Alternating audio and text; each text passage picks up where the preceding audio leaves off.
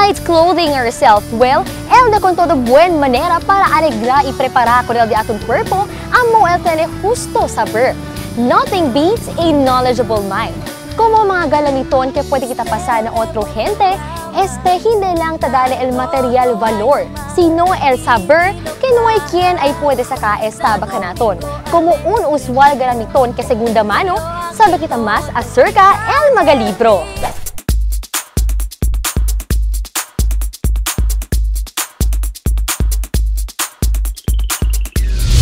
Second-hand books are wild books, homeless books. Este el clase de segunda mano cosa que te puede existir y continuamente te puede hacer de suyo objeto de existencia por cuanto centuria man. I think the most important second-hand items are books. I am a staunch advocate of donating itong second-hand books. I want to share the experience I had in reading books, so I donate the second-hand books of mine. We have book bins put all across the city.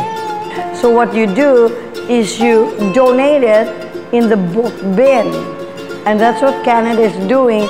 Then they send these used books to developing countries. Why waste the book, right? You know, and just throw it away. They recycle it in a way that the book is used by another child. El magaya akabaya usa el otro itapon niya lang na orilla. Amo el tesoro para na otro mga gente, que ay puede pacambiar el dirección del la vida, especialmente el mga libro, que ta puede recibir el mga bata. We gather children and then we give them books, second-hand children's books that they can experience and enjoy reading. Project Banig Zamboanga is a storytelling group. What we do is we go to different communities in Zamboanga. We lay down a banig and then we tell children stories, mostly Filipino stories. And part of our campaign is because we want every child in Zamboanga to have access to books.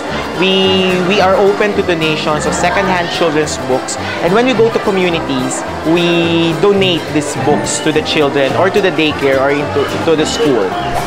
Como mga tesoro que estaba na mga segunda mano?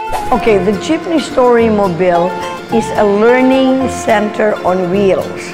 It is basically a literacy acquisition and development. We create learning spaces so that we can empower the children in the slum areas, the children who are at risk, a lot of the children who are vulnerable. There are children who never even went to school. So we plan to get the jeepney retrofitted with all these learning resources, with books, with laptops, with tablets.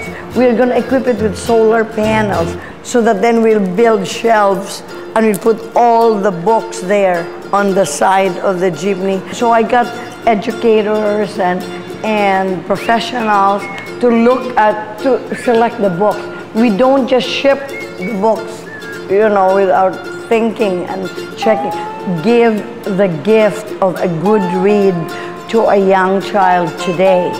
A treasure trove awaits you in used books. Ojalá puede ustedes imparte mga segunda mano libro que ay dale mas de justo saber al llegar na mano del mga bata. It helps the kids open their imagination. We believe that children should have a very vivid imagination for them to experience the world. And where to get this imagination, but through books. Second-hand books carry stories. They are important stories that were experienced by another person, another child, and we just pass it on. So it is not trash. So there is so much value in it. To all Zamboangueños, if you have second-hand children's books that you would want another kid to enjoy, you may donate your children's books to Project Banig Zamboanga. You can drop it off at Ateneo de Zamboanga University. Just include there that is for Project Banig Zamboanga, and we would gladly share your second-hand children's books to children who have no access to children's books. El mga libro el tadala ka natin husto informasyon. Ki esta klase de informasyon es entrao na kategorya second-hand information. Sabi kami kamags kay material el usualmente ta entrana de seres pensamiento si tamang kwento kita acerca el segunda mano. Mga visible o mga cosas kita pwede kita agara. Por esa aura ay diskuti kita mas acerca el segunda mano informasyon.